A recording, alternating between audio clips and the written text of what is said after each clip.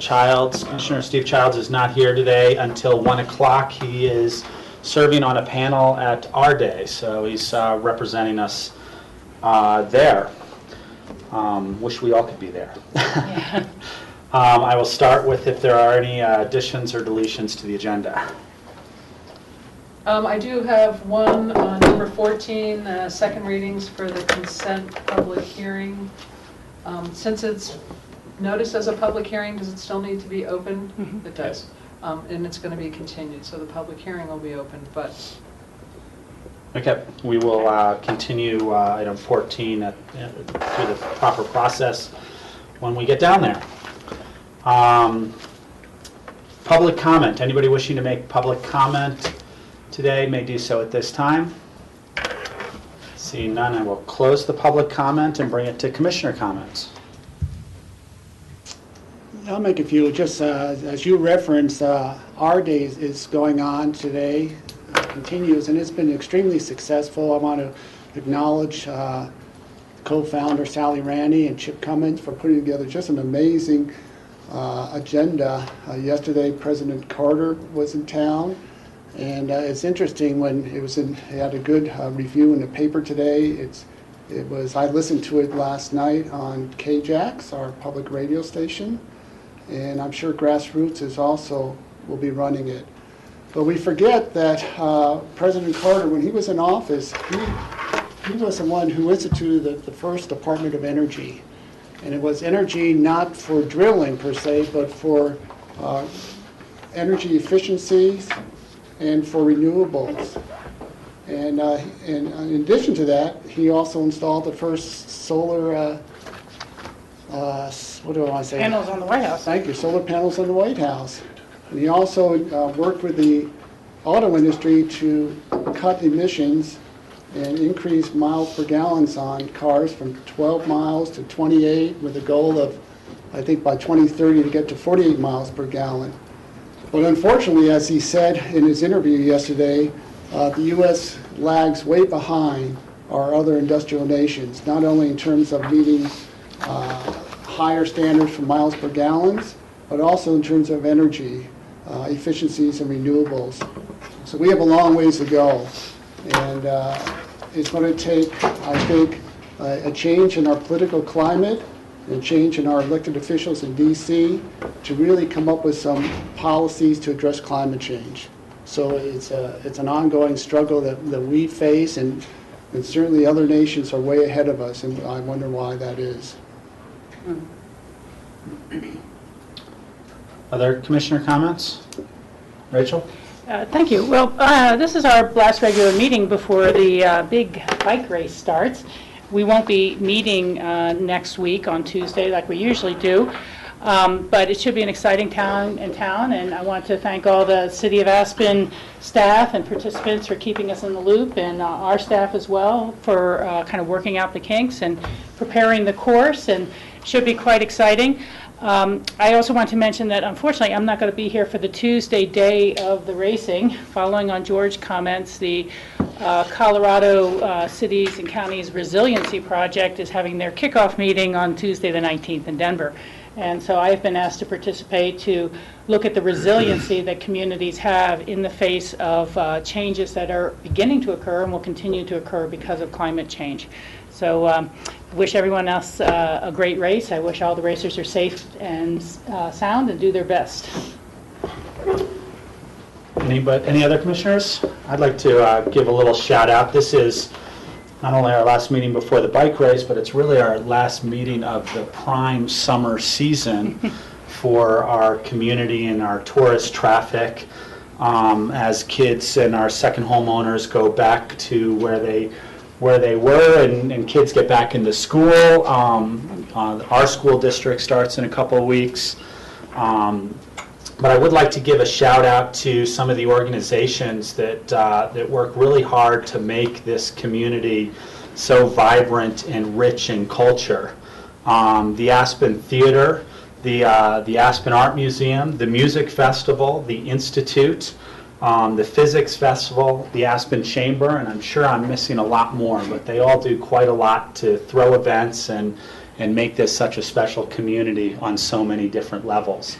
In addition, we should probably give a shout out to the Forest Service for all they do for making their lands accessible to one of our greatest tourist attractions, which is the natural environment around us as well. So it was a very successful summer, I think, for most businesses or all businesses in our community, and they all played a part in making that happen. So. Well, Rob, I'd like to give a shout out to you and Rotary for a great Ducky Derby last weekend, and it's just amazing to see how that event has grown with things for the kids to do, and the participation was huge. So yeah, I think we did about $125,000 for Rotary, which will go on to youth groups and scholarships here in the Valley. It's fabulous. Yeah. Okay. Great, so we'll get on with the agenda, moving into our consent action items. First is the approval of minutes for work session July 15th, July 22nd, special meeting of July 21st, July 22nd, and regular meeting of July 23rd. Are there any comments on the minutes, or I will accept the motion to approve? Rob, I'll make a motion to approve the 22nd, the special meeting of the 21st, and July 23rd, and the regular meeting of the 23rd. I was not there on the 15th, so I'll let someone make that motion after me. Great, so we'll pass those if we have a second. Second? We have a first and a second for all of the minutes except for the July 15th. All those in favor say aye. Aye. I'll make a motion to approve the minutes of work sessions of July 15. Second. All those in favor say aye. Aye. Abstain. Thank you. Next, we will, I believe, John, I was going to ask you, do we have to convene as the Board of Equalization for this next agenda item? You are acting as the Board of Equalization, so convening as the BOCC, you're in that dual role with the state statute, so you don't have to, do any sort of change in the way you're constituted. And just to prep you, John, we're going to ask you the same question when we get to the ambulance district question, as well as the environmental health question. So, so as the BOCC, we are also convened as the Board of Equalization, and Mick Ireland is here. We've got an agenda item on some determinations that were made through the tax assessor's office. And Mick, if I read this correctly, it seems like a bunch of these you had come to agreements with the applicants, and some of them will come back to us as the Board of Equalization. The process is that prior to coming before me as a hearing officer, they have an opportunity to reach agreement with Larry's office. Sometimes they do, sometimes they don't. Sometimes when they're faced with an actual hearing, they come in the room and they just cave. They agree. And sometimes during the course of the hearing, the back and forth between the petitioner and the assessor's office, after hearing my thoughts on it, they may agree to some intermediate number that they just come to a conclusion right there on the spot, so I don't have to really do a ruling. Occasionally, neither side can agree, and I have to make a determination on the facts as presented, applying the standards under the statute, and that's what you have before you. At this point, they can come to you as the Board of Equalization for further appeal, and then they have a choice between the district court, the BAA, and arbitration. Binding arbitration. So that may happen. It rarely, with my rulings, is rarely challenged, but it does happen. Sometimes I'm wrong. Usually I'm right. So you have the ability to change any of those determinations that were agreed upon or that I made.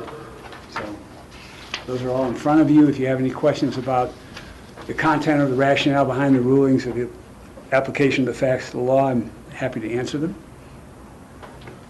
George? Yeah, I'm just curious, maybe Larry, you could help, or Mick, because as we entertain abatement hearings, it's always challenging, at least for me, to determine the differences in terms of what the appellant is asking for and what the appraised value is. So when you go through these hearings, and you've got an appraisal that has been done on the properties, and obviously the appellant always wants to have that lowered. Is it just, I mean, how do you come up with sort of a price that is agreed upon. It's just sort of a compromise and willingness to say, okay, well, this appraisal, perhaps it has a margin of perhaps 10%, given either way, so we have the ability to make some small adjustments. I'm just kind of curious in terms of the process you go through as you're trying to work with these petitioners.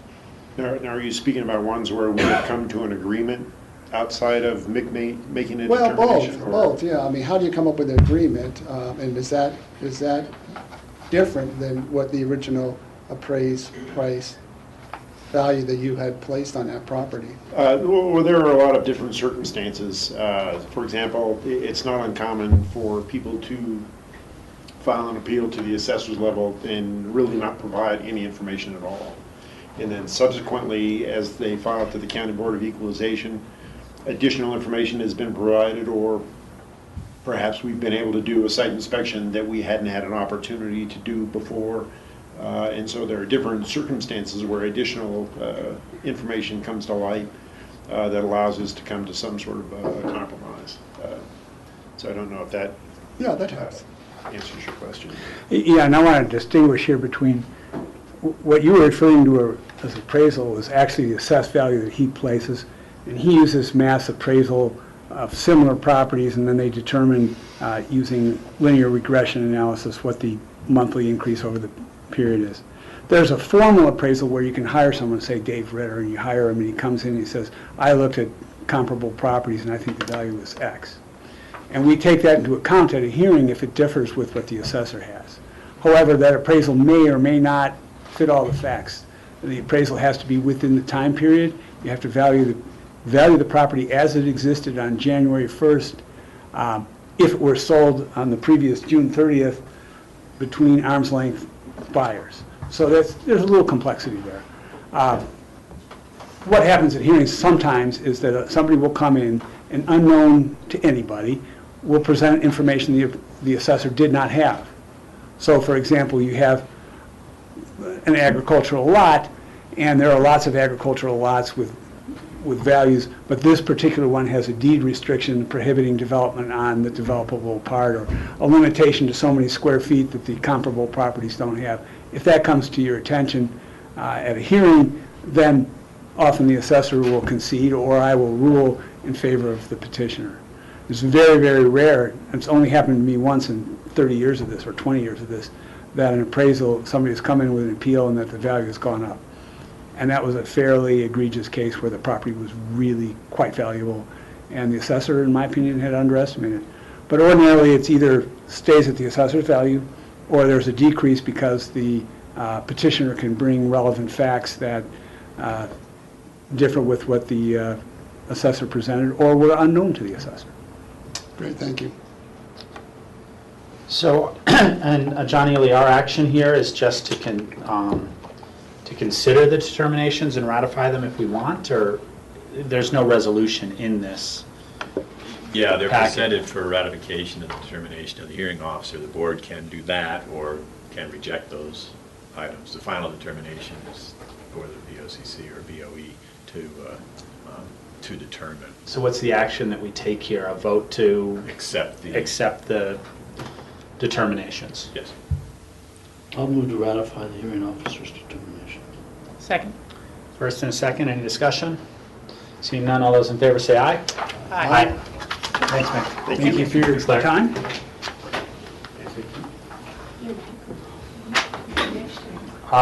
Next is a motion for authorization for unilateral modification to a declaration of revocable trust. Yes, Commissioners, this refers to the trust declaration that the county executed establishing a vehicle to hold a certain number of our water rights and establish the trustee for that trust as the Colorado Water Conservation Board. The purpose of the trust is to have a somewhat flexible document such that the county may include additional water rights as the county deems appropriate, or to withdraw water rights as the county deems appropriate.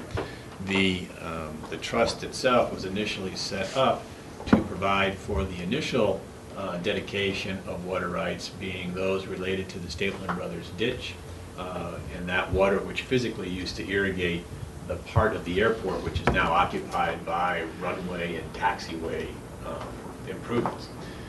The trust agreement initially also provided for a second tier, so to speak, of water rights to be dedicated to the trust, and they are associated primarily with open space acquisitions and are currently being used to irrigate those open space lands as they are continued to be used for agricultural purposes. The trust, at the time of its creation, it was first initiated back in the end of 2008 and concluded at the end of 2009, was embedded with a number of protections for the county. Number one is its revocability, such that if the county wants to cancel it outright and retain the, or reassert its control over those water rights, it can. The ability of the county to change the trust is preserved to the county to make those changes unilaterally as the county sees fit, to allow the county the flexibility to manage the water rights that we own. It also, the trust also preserves the county's ownership of the water rights that are dedicated to the trust. So with all of those in place, the recommendation now is for the county to exercise its ability under the trust to unilaterally modify the trust to change the second tier, so to speak, of water rights to be dedicated. The reason being that those water rights are currently being used for active agricultural purposes, and to dedicate those water rights now to the trust would require the county to dry up those agricultural lands. It's not the recommendation of staff or myself to do that at this time, but to merely change the language of the trust to describe those water rights as rights that may be dedicated to the trust in the future at a time that the county deems appropriate, and that the county determines that that is the best use for those water rights. Questions? Rachel?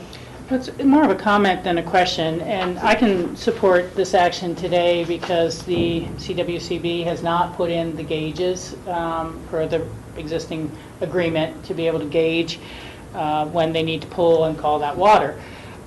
So to me, this kind of puts it on a hold status for a period of time and things like that.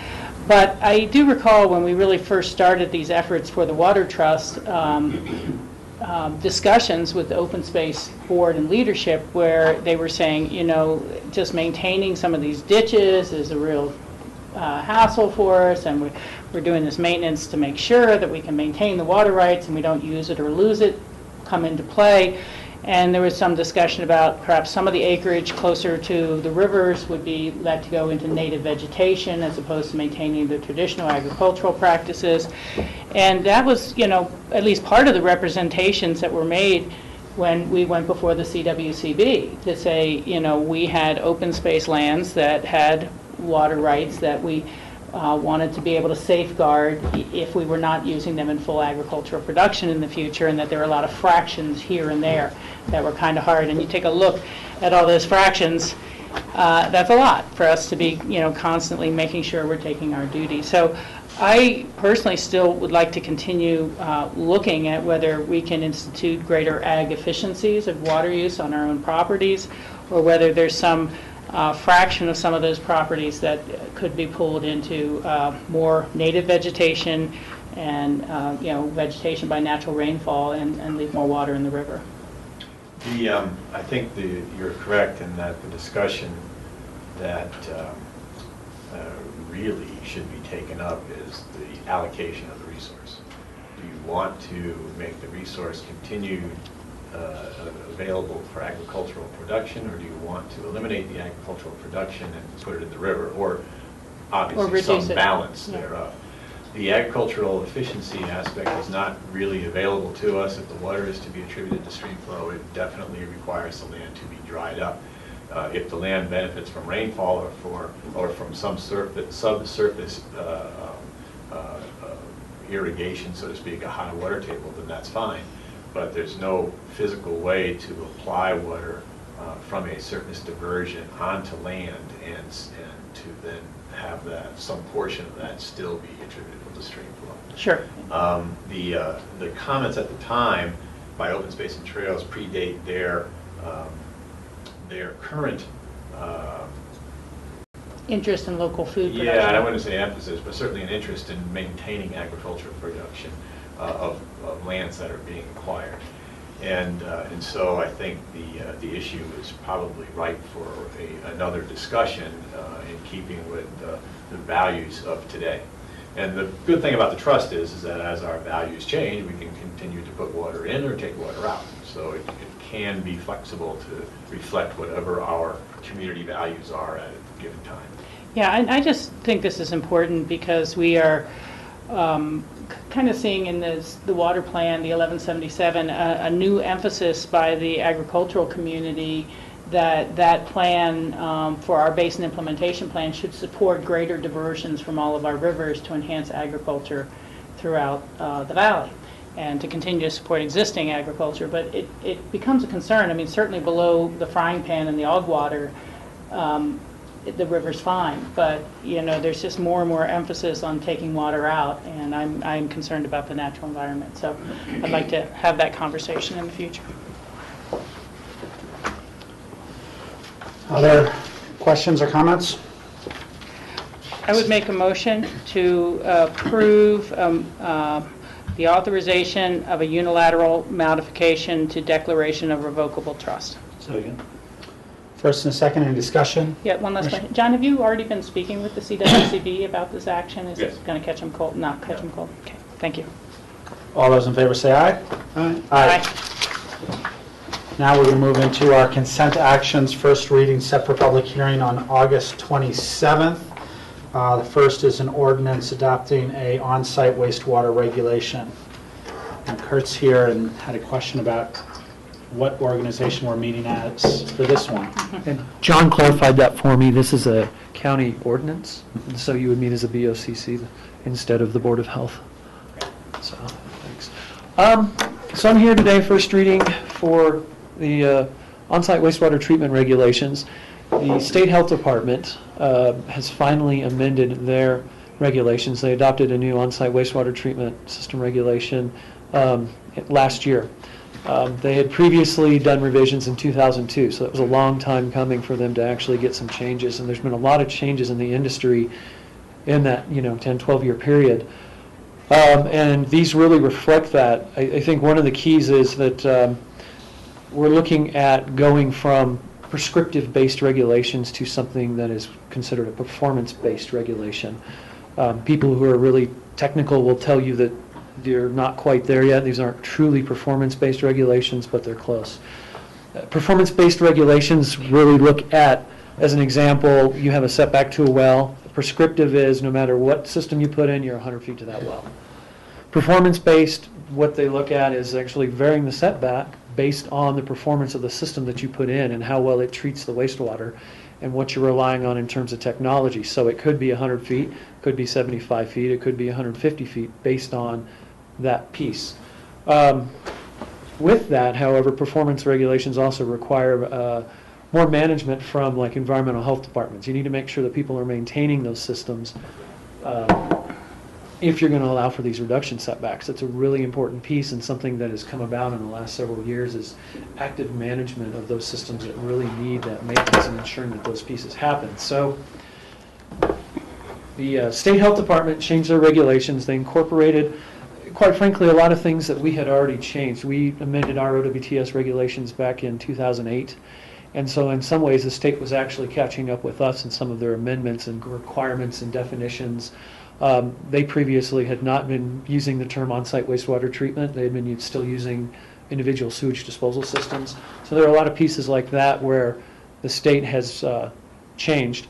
The other piece in the state change is we're moving away from percolation tests and going to what we call long-term acceptance rate, which is basically a soil analysis. So trying to go to more scientific terminology. A percolation test, actually, one of the reasons we're moving away from it is one day you can get one result, the next day you can get a completely different result. And so, there's not that consistency with a perk test. And the feeling is with a soil analysis that you're going to have more consistency in terms of sizing and going to be, creating a system that's apples to apples instead of one day it's this big, next day it's this big. So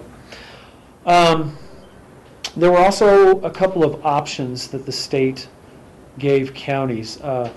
In the adoption process and in going towards performance regulations, there were several counties that felt they didn't have the staffing or necessarily the need to go to some of these regulations. And a way to go ahead and get the state to adopt them, they gave the county options in terms of where to go. Those options were a title transfer permit, which we already do. We've been doing that since, we adopted it originally in 2008, but I think we've been enforcing it since 2010. That's our use permit program.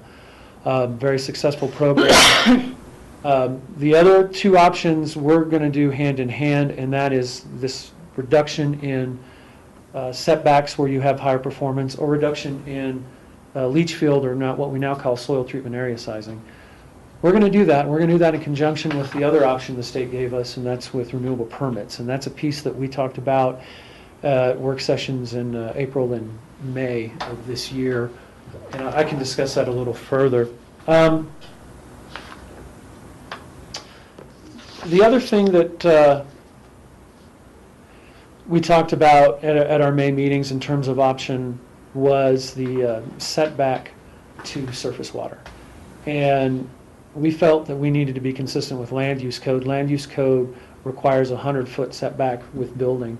So in our work sessions, we discussed that and made a determination that the septic or OWTS system is going to comply with that 100-foot to surface water unless it's a repair of an existing system or they have no reasonable alternative, and in that case, we'll take that back down to 50 feet. The one piece to clarify there, in our discussions, we didn't talk about irrigation ditches. Land use code does not look at irrigation ditches the same as surface water, and neither do we. Or the setback will be consistent with how it is now. And it actually, if you line a irrigation ditch or pond, that setback actually can be reduced even further. So that was a piece that the land use regulations allow for, and I just clarified that with Lance Clark.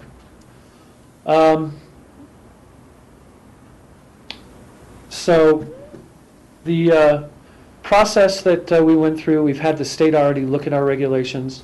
They've already given us a tentative approval on them. We'll have a first hearing, we'll have a public hearing. We've already had an outreach session in April with our contractors and our designers to discuss some of the changes already. After the second reading, state statute actually requires 45 days before our regulations will become effective.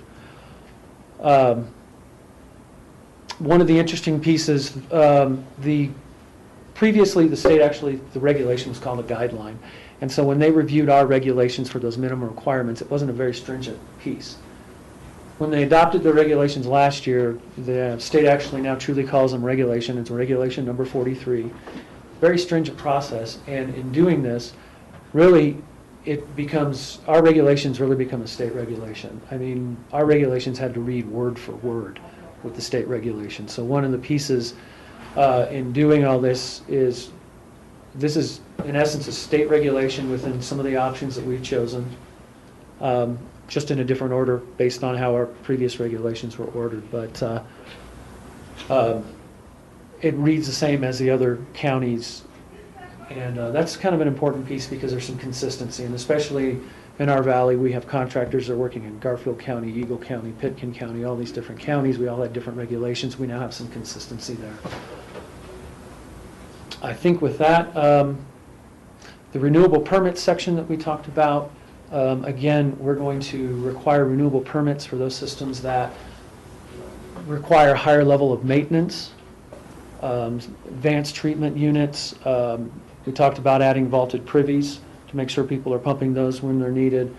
Cluster systems, commercial systems, they're going to be required to renew a permit every 2 years. So when we issue that initial permit, we're then going to come back, and in 2 years, we're going to require that they show us evidence that they've been maintaining those systems or pumping them if needed. And then we'll go ahead and approve that permit. and every 2 years we'll go through that process. That's something where, with especially the advanced treatment units, we worked with the maintenance providers to try to come up with a timeline for, how often should we be doing this permit, and some, are doing maintenance every 6 months, some 1 year, there wasn't an absolute answer, so 2 years kind of seemed to be the best piece. As part of that, and part of that management, then the state has allowed us, we're going to allow for reductions in some setbacks to things like wells and groundwater based on performance. And again, that maintenance piece is a very important piece of that. So, where blanketly we require 2 feet to groundwater, if you have a higher level performing system, you may be able to take that reduction down to 3 feet. And I think really with that. Rachel? Yeah, 2 questions, and thank you for the presentation, Kurt, appreciate that. What penalties or recourse is there if someone does not come in for their every 2-year renewal? By our regulation, actually, it's a violation if they don't. So there's a penalty section, just like if you didn't get a construction permit. I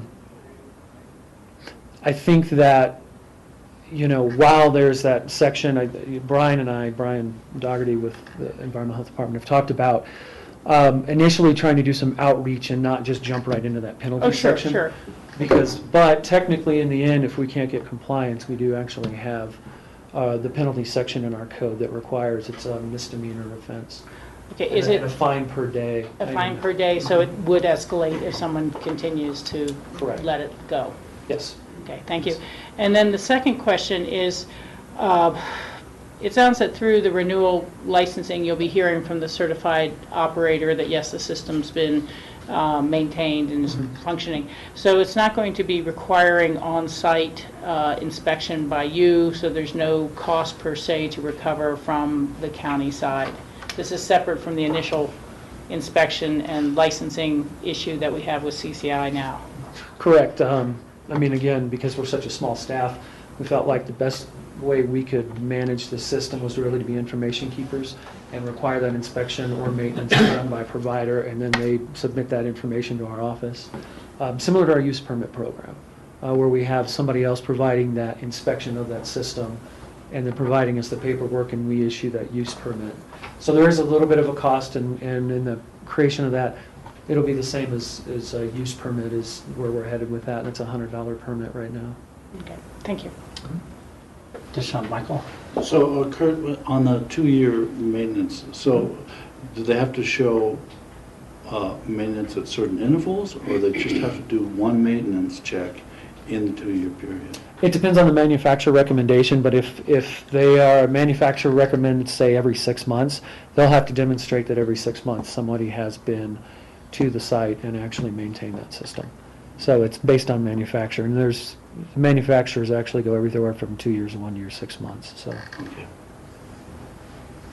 Additional questions or comments? Accept the motion. I would move to approve the ordinance adopting on-site wastewater regulations. Second. And this is first reading set for public hearing on August 22nd. Any discussion? All those in- 27. 27. All those in favor say aye. Aye. Thank you. Next, we have a first reading set for public hearing on the 27th as well for the Aspen Ambulance District ballot question. And we do not need to meet as the ambulance district for this. This is putting a ballot question on as the BOCC's authority. Typically, when you're doing ambulance district business, you will constitute yourself as that board, just to make it clear and for noticing purposes and so forth like this. The item of business today is to forward a ballot question certified to the county clerk for inclusion on the ballot, and that mission can be accomplished in either capacity. So being that you're noticed as a BOCC, you can go ahead and take an action on this item. And Gabe is here to present. I'm actually going to let Phyllis start off today. Yeah. Since we met with the board in a work session on July 8th, we've still been unraveling how the ambulance district was created and the the legislative actions that dictate how it functions. What we did find out through Tom Oken, who has an incredible history and an incredible body of knowledge, and he was having his some surgery and can't be here. I'd really be happier with him explaining how this works. But because the ambulance district is really considered a special district of the county's home rule charter has always applied to the ambulance district. So when the original mill levy was set of .82 mills back in 1982, the mill levy was reduced over the years because of the Fenton Amendment and our home rule charter, which was something we did not know when we last spoke to you. We thought that if we debruced the ambulance district's mill levy, it could go back to the original .82. At the time Tabor was introduced, the ambulance district's mill levy was only .277. So if we debruced today, it would only be able to go back to that original mill levy that at the time of Tabor. Although if we debruce simply ask that question, we would have enough money for sustaining ambulance operations. It's a little over $100,000 a year would be the additional collection. Because there's a facility need, we kind of go back to the conversation that we had on the 8th. Is there something between the .22 and the .82 that would be appropriate to ask for? And when we looked at the cost for the facility, what we would need to maintain the debt for rebuilding the ambulance barn, as well as operations, it's .501 is the appropriate dollar amount. The ballot question in front of you is a debruced question, so that the ambulance districts, it could be reduced at any time. But because the expenses of equipment and things like that just are not at a rate of inflation, we thought it was more appropriate to debruce it at this time, and that would allow the board to have control over that. So I think that catches you up to why this question looks the way it does. Gotcha. Rachel? Yeah, several points. You know, before we get to the next reading, I believe we really need to have the type of information that we discussed as a board at the work session.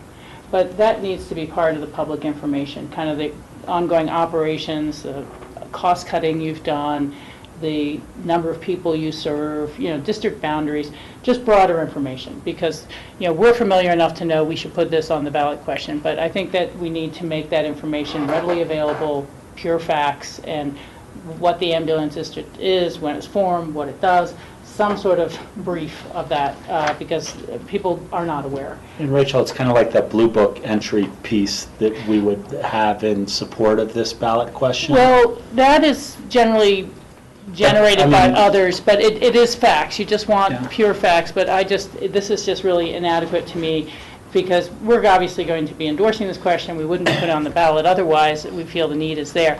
But there's just none of the broader information available right now. The Blue Book in the state is always analyzed by the state and an independent board. The pro-con statements for fiscal ballot questions are not analyzed by anyone. Anyone can submit them. They can be crazy off the wall. They can be factual. They're not analyzed for content, unfortunately. So those are the two different processes that you might be thinking of. So that's just point number one. This is when the public gets to know you. And then the second is just to ask the question I asked you after reading this packet yesterday. You know, without the language of repealing and replacing the existing mill levy, this would seem like it's a mill levy on top of the existing mill levy, that it's an additional mill levy for the ambulance district. I actually asked Tom Oken that question. Okay. The mill levy is being increased.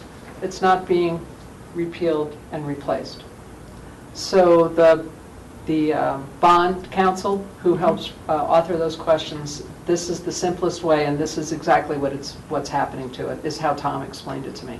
I can forward that email to you so you have his specific language. Okay. But it's being increased.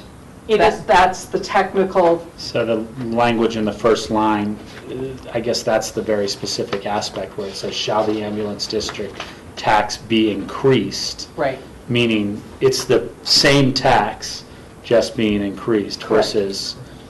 correct. That's how Tom I know, and explained it it's to me. very complicated, because, and I had the same question, Rachel, until she just said that. Because there's very specific language Right. for very specific things with ballot questions that have to be adhered to. So that's what, that's how that pertains to Okay, that. great. Thank you very much. Sure. I had to ask Tom. George. George? To follow up on Rachel's request in terms of some factual information, it'd be good to know what, an example of what a current property owner pays now on assess of $100,000, and then what the difference will be with this mill levy. I do have that. But that Well, should we just can be have it part of the second packet. reading as part of a And then broader my other package. question is, Phyllis, when we talk about this, part of this ballot initiative will be asking to de-Bruce the ambulance district from this mill levy. The Fenton Amendment, which is part of the Home Rule Charter, that won't impact the mill levy at all in any way, will it, in the No. future? The last line of the ballot question does include all, let's see, whether the annual revenues from such levy exceed the revenue limitations contained in the Pitkin County Home Rule Charter, state law, or other state constitution. So that covers all those pieces, the Fenton Amendment and the Tabor, by those two, or three pieces. Okay. And that was my question, just to follow up with clarification. That the de-Brucing language is really the word regardless, in, the third to last line, where it says regardless of whether the annual revenues from such levies exceed. Right. Which gives us the ability to supersede the limitations within the Pitkin County Home Rule Charter, the Fenton Amendment, that would be, and the, Right. and the state law, which would be Tabor. Right. Rachel? Just one other question to perhaps ask Tom Oken, and certainly for the board's consideration as well, but should there be a line in there or sentence of explanation that the Board of County Commissioners, acting as the ambulance board, will set the annual budget for the ambulance district?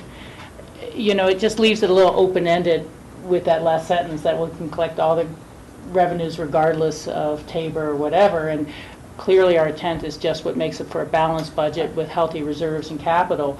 And so I just don't know if that is... My understanding from Tom is it needs to be as simple as it can, and putting more in there makes it more complex instead of making it clearer, Okay, is how he explained it to me, because I had a couple of other questions. for matters Yeah. inside there. Yeah. Yeah, I'm going to follow up with that too. Again, reading this so many times to get every little word, because every little word means something. It says, and shall the district be entitled to collect, retain, and spend. By the district, we're talking the ambulance district. And that doesn't need to be defined in here, was one of my questions, in terms of, is the district the county, or is the district the ambulance district? The question is under the ambulance district, and it opens with shall the Aspen ambulance district. Okay. So it's the ambulance district that would, which And we may not always be the ambulance district, is another question too. I don't know what... Well, that would be a whole nother piece. And so this question is only for the electorate of the ambulance district. That has a different boundary Than the than county. Pitkin County. Correct. Okay. All right. All right, so this is first reading set for public hearing on August 27th. I would make a motion if you... Yes. I would move to approve the resolution submitting to the electorate an election to be held on November 4th, 2014, a ballot question for the Aspen Ambulance District. Second. First and second, any discussion? Seeing none, all those in favor say aye. Aye. Thank you. Rob? Yes. Just a second of indulgence while you're here. Absolutely. We have brought the issue of ambulance, paramedics, EMTs being able to act in different capacities for our community at the CCI meeting that was in August. They're going to have a final vote on what becomes their legislative agenda on October 3rd. And even tomorrow, we're meeting in Cripple Creek as a district to talk about all the different potential legislative items. The more specific details you can get me about what language needs to be changed where to enable those sort of operations is extremely timely. Absolutely. I will. Great. Thank you so much. Thank you. And next we have 2 resolutions, both for submission to the electorate for the election on November 4th. One's an amendment to the home, they're both amendments to the Home Rule Charter. And I don't know if John Ely is going to tackle this or Phyllis. John's going to look at me. And you can look at him. We had a work session a while back. There's 2 different pieces. I'll speak to the Home Rule Charter Article 3 citizen boards that relates to a term being identified for 6 specific citizen boards, although it only impacts 5 of them because one is set by legislation, the P&Z, having a 2-year term for those citizen boards. We discussed that it's a short turnaround. It has administrative work that is difficult with the 2-year, as well as citizens having to reapply for appointment every 2 years. We're recommending a 4-year term. In speaking with John Ely, a recommendation is that the board sets the terms when they approve the board's bylaws. At this point, we would still be recommending in the bylaws a 4-year term, but in 6, 7 years, 10 years, if you decide it should, or the board that's sitting at that time decides it should be 3 years or 5 years, the changes can be made without a change in the Home Rule Charter. So our recommending language is that the board sets the terms of the citizen boards via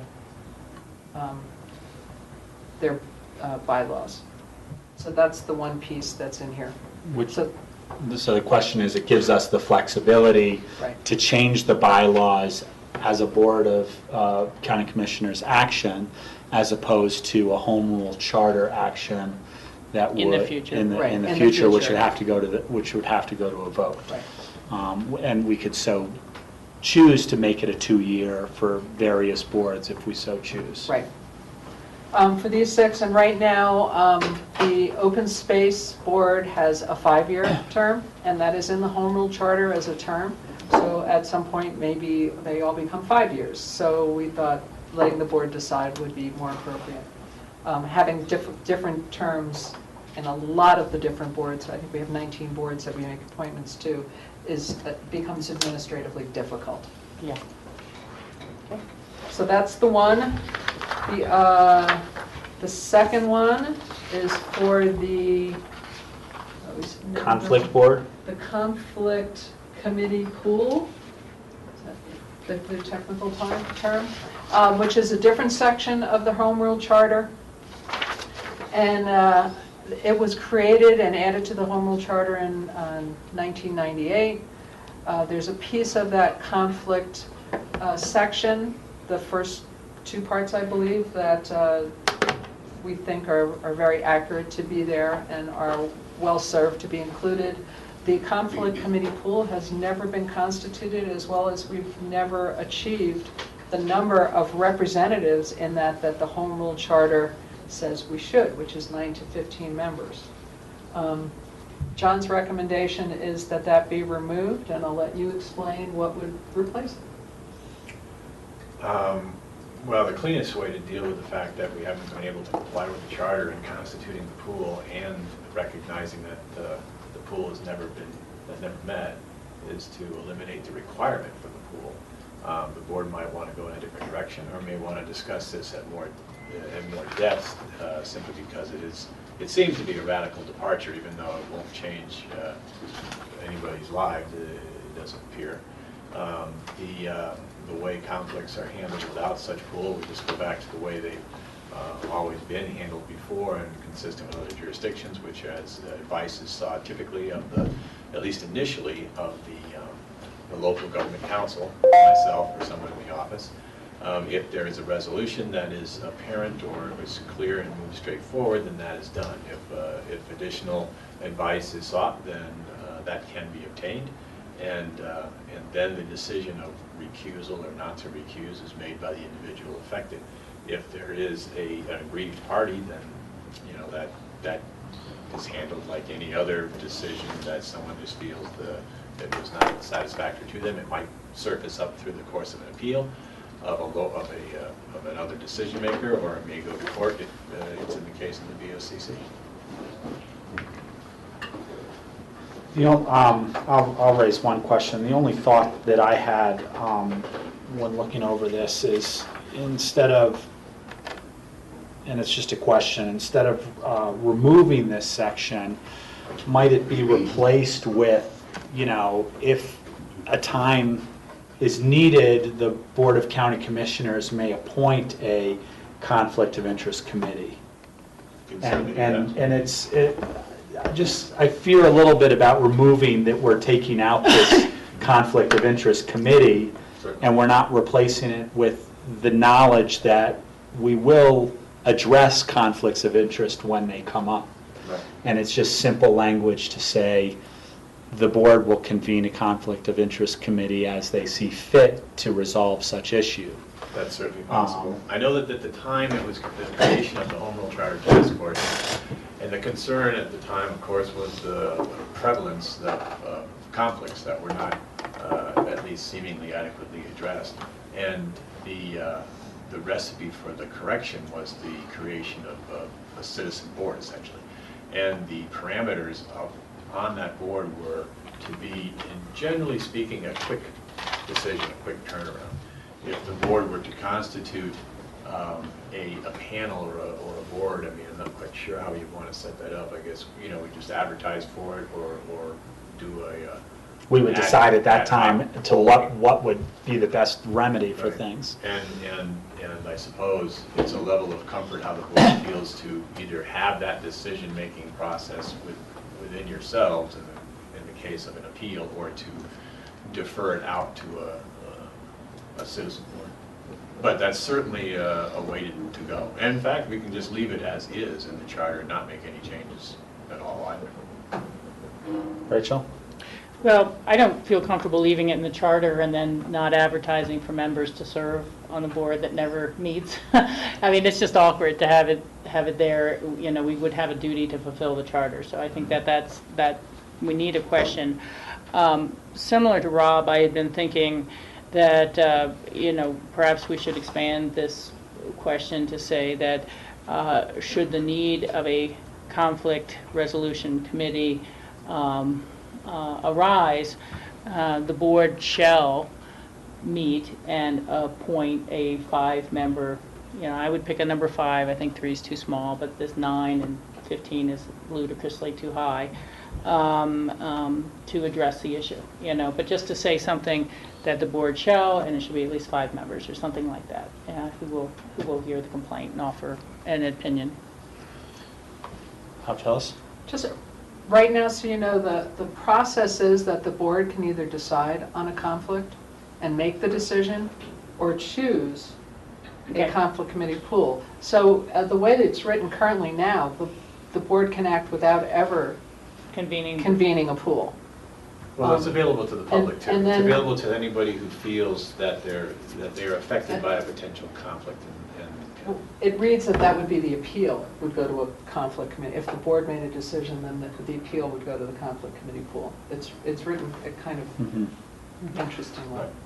And I'm really just concerned about having a ballot question that says we're doing away with any sort of process for conflict of interest, as opposed to saying we're removing this board, but we'll appoint a board if we need one.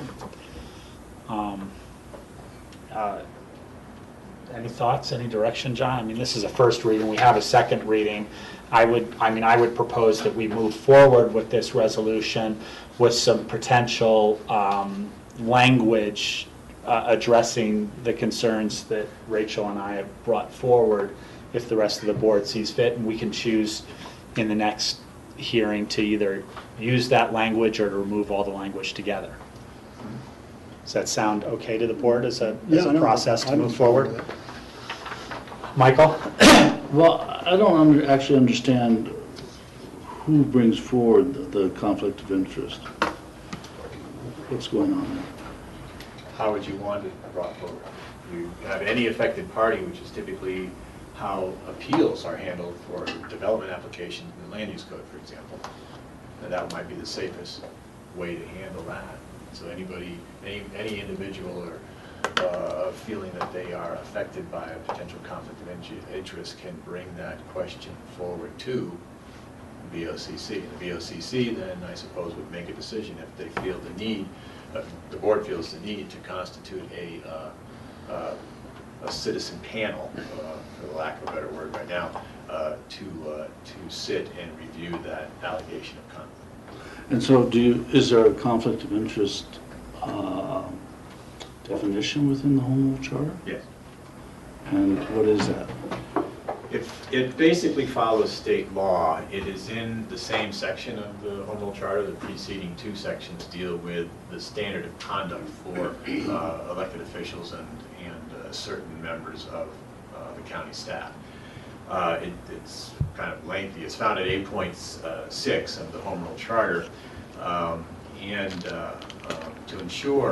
order to ensure the impartiality and integrity of their local government decision makers, the people of Pickton County intend to prohibit county policymakers from participating in matters in which they have a conflict of interest. The prohibition applies to all county policymakers, which is defined as the county commissioners, the county manager, assistant manager, conduct director, county attorney's office, and open space and trails director. A conflict of interest is a disparity between the private interest and the official responsibilities of an individual in a position of trust in government.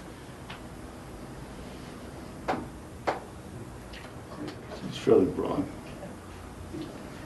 Rachel? So a board member could raise this against a fellow board member to say, I don't believe you should vote on this decision because you have a conflict of interest.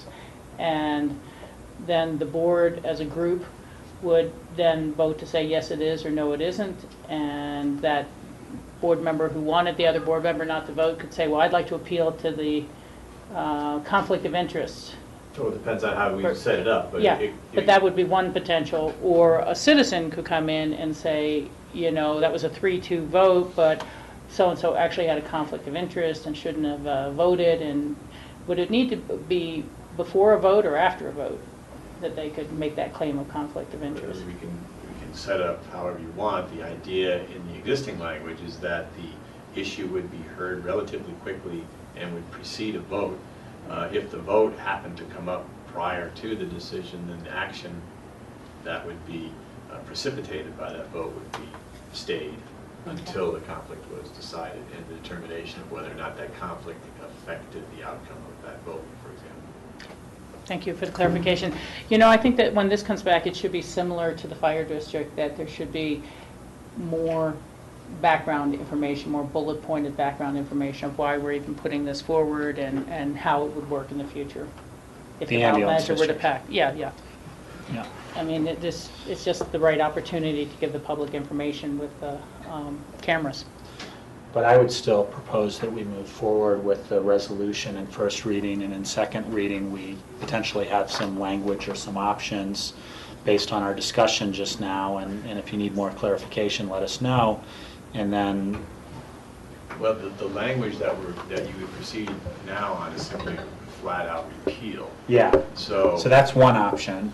The other option is to repeal the language replace. and replace with, at a time that the board sees fit, as in addressing a conflict of interest, the board may see fit to convene a board of 5 for a conflict of interest.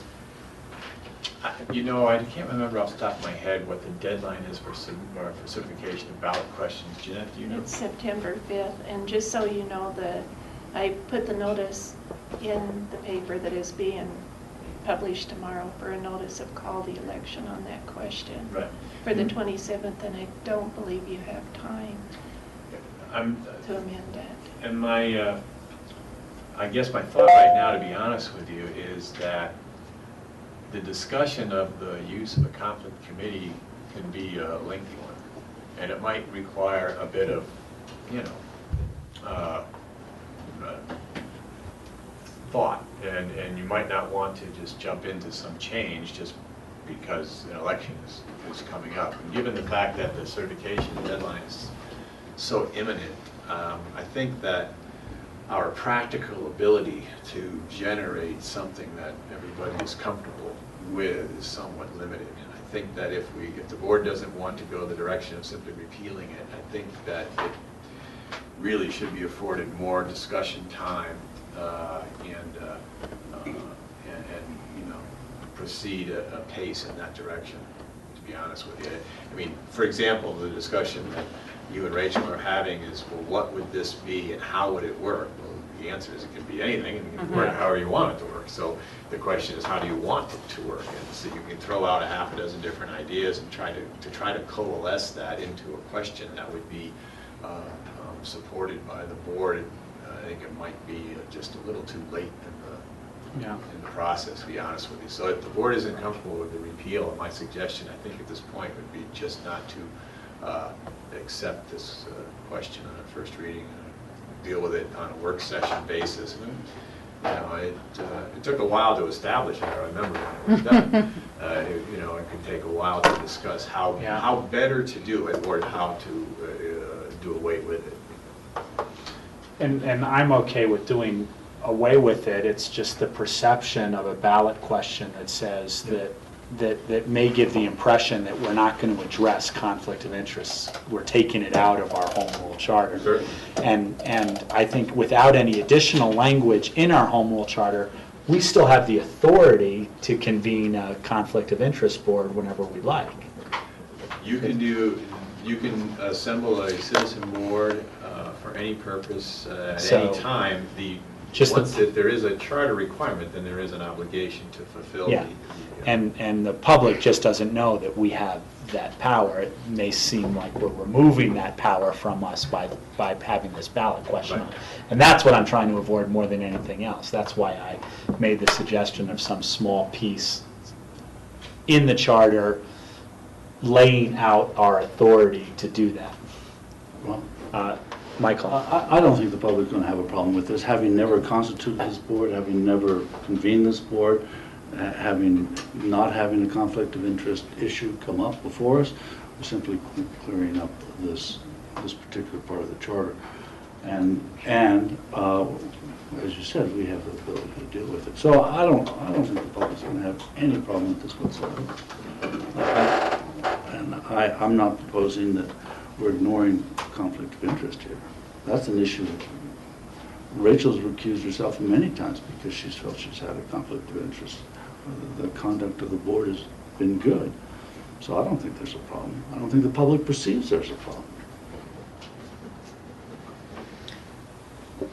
I was wondering what George thought. I saw he had his hand up before. Oh, I'm comfortable moving ahead, and if we want to have further discussions how we want to handle this internally, we can do that during a work session. But I think similar to these other ballot initiatives, we just have to have good information out for the public, and I think that's easy.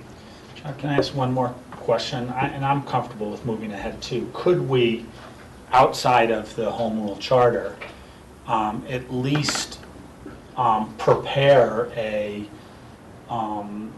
standard operating procedure for if a conflict came up, that the board would say, this is agreed upon on us, and we pull that out if ever something comes up. Sure. And it's not within our charter, it doesn't affect this ballot question, but we still have, you know, somewhere in our county documents this is what the board has kind of pre-approved for, in a work session down the road. I referred to sort of the meat and potatoes paragraph of the charter, but that section goes on for quite a few additional paragraphs. So there is a fairly good discussion in the charter. In addition to the charter, rules of and standard conduct are established by the board in county procedures, and they expand the aspect of conflict of interest beyond what the charter calls out as county decision makers to virtually anybody in the county government that can affect somebody's life. So so that's already there, and to be honest with you, I think they're fairly well established, and I hope they're referred to. And those policies can be changed from time to time by the BOCC if you want to tighten them up, for example, if something unanticipated happens. But those things are there, and I hope they're accessible over the web. I don't really know where those things, if they're posted or not, but they are definitely adopted by the BOCC. Rachel? Yeah, I'll move this forward for second reading, and we can have the conversation again a little further. I fully agree with John that it would be a longer discussion to create a new process. You and I both used different terms. I used as the need arises, and you said as the board sees fit. And those are two very different directions. But I guess what concerns me is the elimination, and then falling back on the charter processes. It doesn't ask the question of who can ask for a review. I mean, is it fellow Board of County Commissioner members? Is it citizens? And if it's just falling back to the citizens, is it a letter they send in, or how do they send in, or can the board just reject it and say, no, we don't think there's, and then there's no appeal. But so eliminating this process eliminates what is the appeal process if the Board of County Commissioners were to dismiss a citizen concern. And so I'm not so sure I'm comfortable eliminating it, even though I think it needs to be modified. And you know, frankly, I guess we just looked at it a little too late to really, you know, have that discussion. I mean, I know we talked about it, but none of us thought about, without seeing the language, what we'd like to see going forward. So I do. I think that, you know, goes on the ballot, as these guys are saying, and it succeeds, then, you know, that's that. And if it fails, you know, perhaps there's another bite at the apple to clean it up some other time, and have the full procedure and the full process outlined. But I would feel obligated by the charter to start soliciting members for this conflict of interest board if it does fail, and if, you know, that's what the charter calls for. It is constantly advertised for. It's constantly advertised for. And then we tell people they don't really meet, and they don't put in their applications. We have 3 members currently. Okay. And We never meet. Who've never met. And Rachel, that's... And never met the 9. I think what you just said is my exact fear, that it's the impression that it eliminates the appeal process. I know. But the reality is it doesn't eliminate the appeal process. It just eliminates the direction that our home rule charter gives us for the appeal process. We can create an appeal process anytime we want. We can, but a board may not. Yeah. A board could dismiss a citizen complaint, and there'd be no commission set up to say, I want to appeal to. Yeah. It eliminates the appeal process. But anyhow, let's just move forward and talk about it second Gotcha. reading. You know. Any further questions or discussions? We have 2 resolutions here on this same memo. So I'd make a motion to approve the proposed changes to the Home Rule Charter Article 3 by amending Section 3.1.4. Second. Any discussion? Seeing none, all those in favor say aye. Aye. Aye. And the second resolution? Then I would make a motion to approve an amendment to the Home Rule Charter Article 8, eliminating Sections 8.6.3 and 8.6.4. Second. Any further discussion? And both of these are set for public hearing on August 27th. All those in favor say aye. Aye. Next, we have a resolution, Board of County Commissioners providing supplemental appropriations for the 2014 budget, January through July. John Redmond is here to present, and Susan Atwood. These are all items that we have done supplemental approvals for, and it's our process to put them through a resolution a couple times a year. There's just one new item which you haven't seen, and that item has to do with some money which we appropriated for 2014. We wrote a check for that item in 2014, and then the auditors appeared and said, we'd like that to be in 2013. So we're just merely trying to match the appropriation with the expenditure. So it was related to the construction project at the ABC Airport underpass. Otherwise, you've seen everything. Any questions? I got a couple questions, Yeah. John. One is, I'll have to find, one is regarding the EOTC. And I guess my question is, because I can't find it off the top of my head, does that have to, those funds for the EOTC, does that have to get approved by the other jurisdictions as well? Oh, that was the regional travel plans survey? Yeah, Yeah, It was would say approved yes. by them at it their was meetings. approved, okay. Yeah. All right. And then my other question was on, let's see, ComDev is requesting a new vehicle. And my question is, the price was $36,000. Okay. I haven't priced vehicles for a while, but it seems a lot. So I don't know if there's a standard vehicle you use, if it's a all-wheel drive versus another type, a certain model, if it's, Well, typically, it's like a Trailblazer. So it's not a Tahoe, which is what the SO typically uses. But I don't know if it's anything beyond that. On target. Yeah.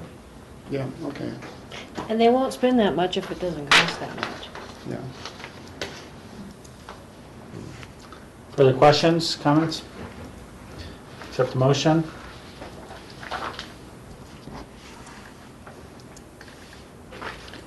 I'll make a motion to approve on first reading the supplemental appropriations to the 2014 budget, January through July.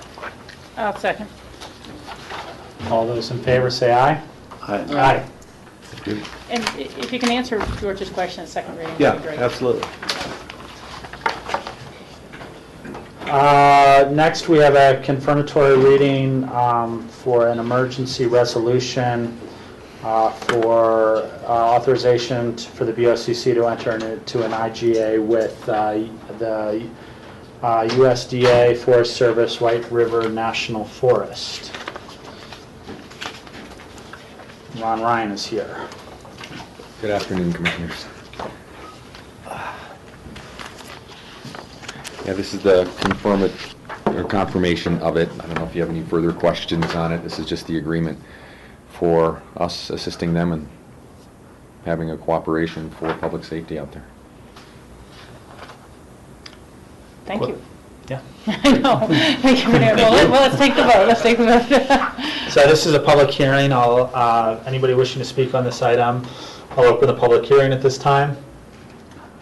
Seeing none, I will close the public hearing. I would move to approve a resolution authorizing the BOCC to enter into an intergovernmental agreement with the USDA Forest Service White River National Forest. Second. Any discussion? You know, I'd just like to pass on to your department, if you haven't heard it before, but the Forest Service really appreciates the additional assistance that we're able to give them in the time of 30% cutbacks, and you know, it's public safety, it's our guest experience, it's our own residents' safety, but really appreciate you guys going the extra mile. Thank you. It's in all of our best interest. Yeah, and they appreciate it a lot. I hear that from Forest Service people a lot. Great, thank you. All those in favor say aye. Aye. Next, we're consent public hearings, second readings. The first is a resolution approving a license agreement with the state of Colorado granting permission to cross the State Highway 82. And Brian, are you here? I know we talked about this in first reading. This was due to some of the construction regarding the underpass and encroachment on the Highway 82 CDOT right away. That's correct. I don't have any additional information unless you have any questions. Seeing none, I'll open a public hearing. Anybody wishing to speak on this item may do so at this time. I'll close the public hearing and bring it back to the board for a vote. Okay. I would make a motion approving a resolution approving a license agreement with the state of Colorado granting permission to cross the State Highway 82 access control line for the Aspen Airport Business Center pedestrian tunnel. Second. All those in favor say aye. Aye. Thank you, Brian. The next two items are both acquisition items, second reading. We did have first reading on them. The first is a Park Place Unit 417A. The second is a Hunter Creek unit, which we will have Rachel recuse herself for, I believe, on that item. But let's discuss item number 11, the Pitkin Park Place. I believe there's some additional information on this item since our last reading.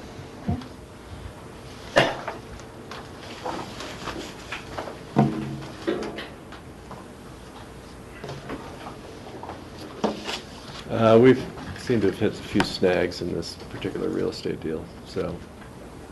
It's hard to believe, a real estate deal, having a snag. Usually we do pretty well. And these, let's just say they haven't been resolved yet. So I think we would like to.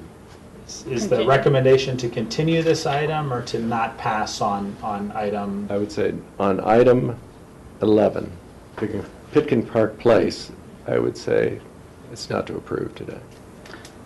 I know, but if the discussions and working these things out are continuing, then we need to continue this, or else we'll have to start again. And so you're saying we should kill this now? Yes. Okay. Well, I'm going to ask the question, unless my attorney says that I shouldn't in some sort of public acquisition item. Why is it that we shouldn't approve this item? Well, there are a number of reasons, but one of them has to do with there may be some restrictions that already exist on the unit itself. It may be an RO unit. So it's about the propriety of acquiring a unit which already has restrictions on it. Which our mitigation funds wouldn't allow us to do. We're not sure. If in an RO unit, if the board determines that it's in the interest of the community to, say, buy down the unit, so to speak, in other words, take an RO unit and make it a class 2 or 3 or something along those lines, then it's an appropriate use of funds. The ideal of creating a new unit into the inventory might not present itself, so the board has the ability to make that decision. However, the unit is already burdened with a covenant to the benefit of APCHA, which does describe occupancy restrictions to residents. It reads very much like an RO restriction. So I heard the words from John Redmond that it may have a deed restriction on it. That's a pretty vague word as well. I mean, is this not something that we should continue, have a work session on? It does. It does. Okay. And then there's, of course, the option of looking at it as a buy-down type option. Michael? Were you? I thought you were raising your hand. Well, I will. I mean, what John Ely has presented is that we have the ability to change, and I think we will, the classification of it, and therefore it's fine. I beg to differ. I wouldn't mind looking at it again and discussing it as our board, whether it's executive session or otherwise for property acquisitions. But to me, it changes the potential value of the purchase price. And if we had negotiated this purchase price thinking we were buying a free market unit and buying it down to a category, that's one price. If it's already deed restricted and is serving our workforce at some level, I'm not sure that's the right purchase price. So that's why I won't go forward with this. And I'm not proposing we go forward. I'm proposing the option of a continuance to have further discussion. But I think we would start all over again if, I can see that. But and then traditionally the motion should be made in the positive, but then the vote should be negative if you want to kill something. Move to approve, but then I'll vote no to kill it. Not necessarily. You can move to either not approve, or you can move in the negative. You can move not to accept this on second reading and to adopt this ordinance. Okay, I move not to accept and to not adopt the ordinance approving the purchase of Pitkin Park Place Unit 417A for the Pitkin County Employee Housing Inventory. You said not to approve. Not to approve. I'll second it. This is a public hearing. This is a public hearing. Anybody wishing to speak on this item may do so at this time. I will close the public hearing on this item, bring it back to board comments. Yeah, I'm okay with not approving it. I would kind of give the direction to, present the options with this property, as Rachel said. As Rachel wisely said, we have the ability to give another offer if we want. And this is a property that we thought was worthy of this price. mitigation money at this price. So maybe it still is at a lower category or whatever. Anyway, any further discussion? All those in favor of the denial of the resolution, say aye. Aye. Thank you. Thank you. I'm going to leave the table for the Next, we item. have Unit 1216, Hunter Creek condominiums. And I live at Hunter Creek, so I'm leaving. Thank you. In this property, we are recommending the board approve the purchase. In response to George's question, the appraisal came in at $425, and the purchase price is $420. So, Thank you. to answer that question you had earlier. Great. Any questions? This is a public hearing. I'll open the public hearing at this time. Anybody wishing to speak on this item may do so. I will close the public hearing. I'd make a motion to approve the purchase of unit number 1216 Hunter Creek condominiums for Pickens County Employee Housing Inventory. Second. We have a first and a second. Any discussion? All those in favor say aye. Aye. Aye. Thank you, guys. Thank you. Just while I have you both at the table, I think the last time we had these in first reading, I had asked John to some point do a work session on kind of where we are with all our properties, what's been rented, what maintenance has gone into them, what the outcome, and throw these into that. And I'm sure he put it down on his list of things to do when he gets back from France. Probably not a high priority. It doesn't need to be. But it would be nice, since we've been doing purchases for the last year and a half now, to see where those properties are and how we're utilizing them in our market for the benefit of the community. Absolutely. Thank you.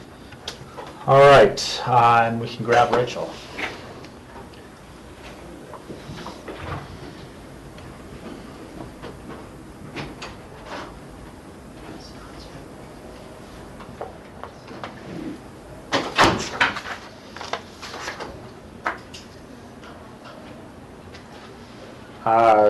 Next, while Rachel is coming back, Chris Selden is on the next item, which is a resolution approving the authorization of an execution of a memorandum of understanding between the Board of County Commissioners and the BLM, Bureau of Land Management. And my understanding is there were a few changes to this, even though it's a document they don't like to change. And as soon as Rachel comes, you can go into that. Fair enough.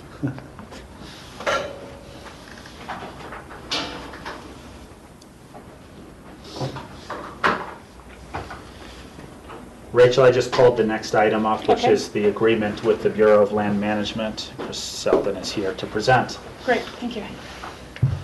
Okay, why don't I just say a few words to place this item in the broader context. This is a memorandum of understanding between the Board of County Commissioners and the Federal Bureau of Land Management.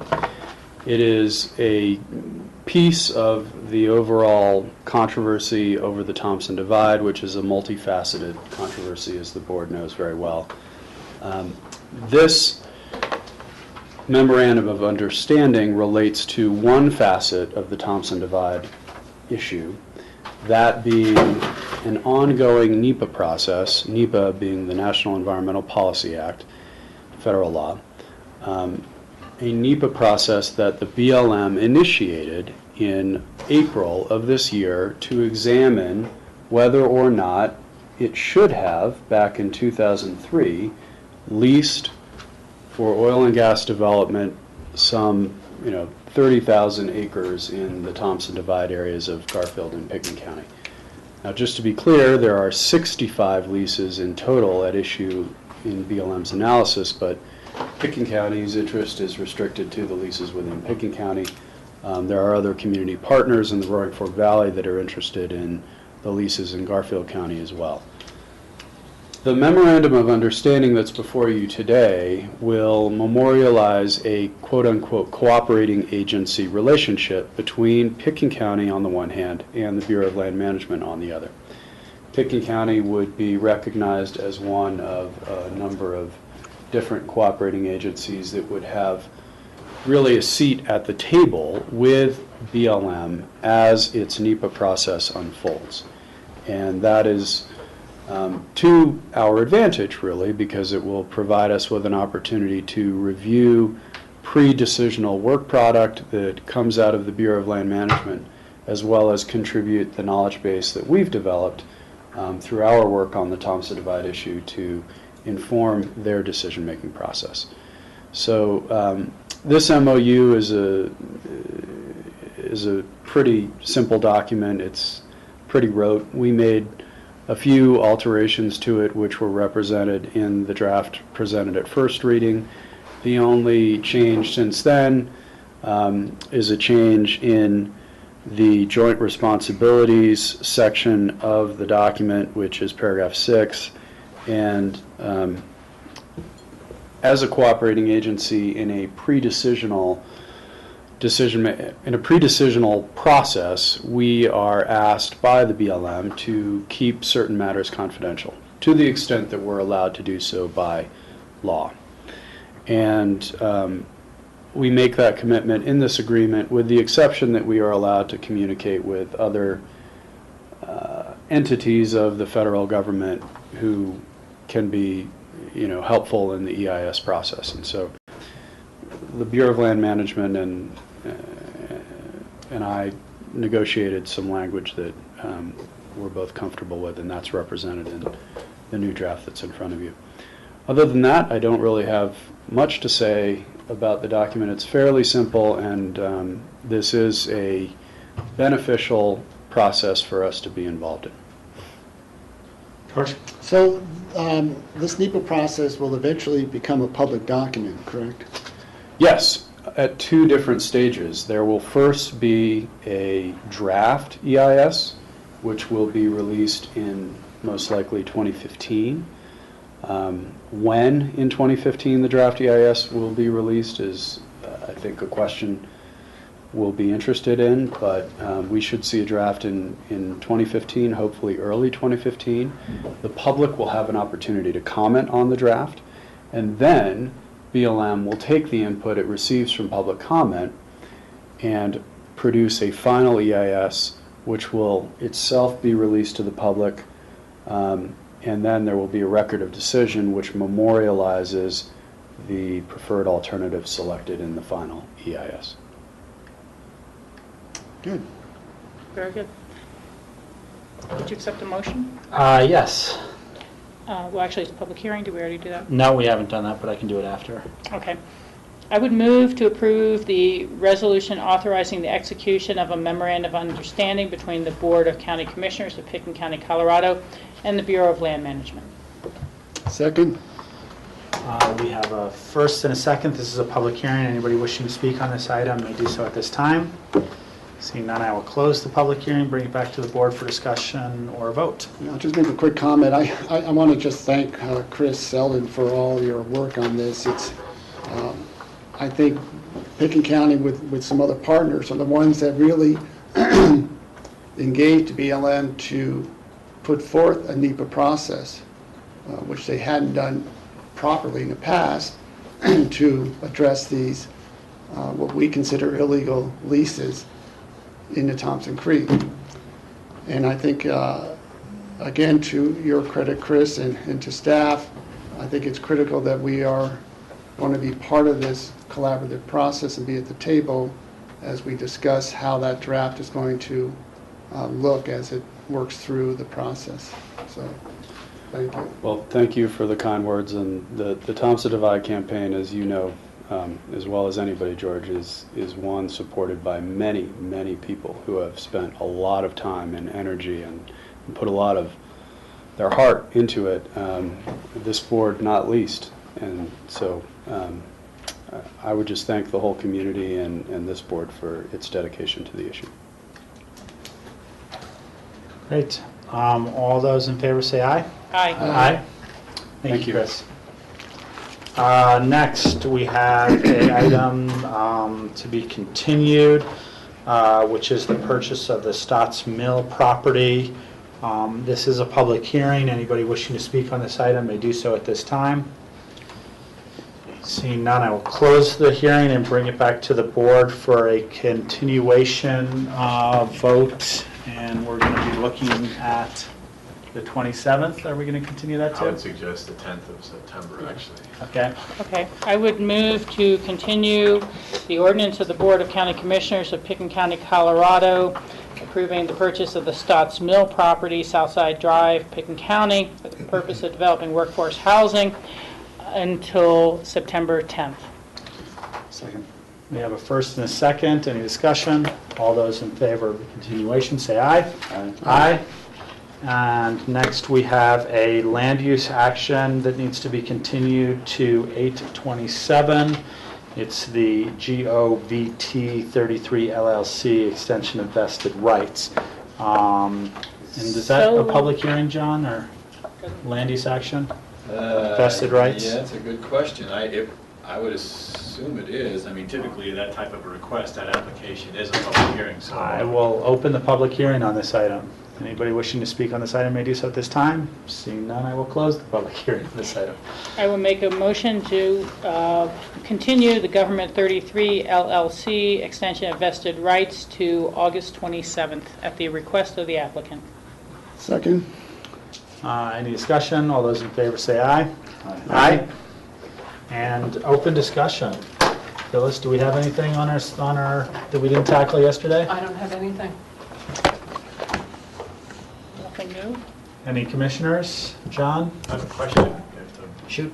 board may or may not want to give me some direction in regards to the Healthy Rivers and Streams Fund. From time to time, they are requested to pitch in, so to speak, with donations and so forth that are relatively small, you know, $500, $1,000.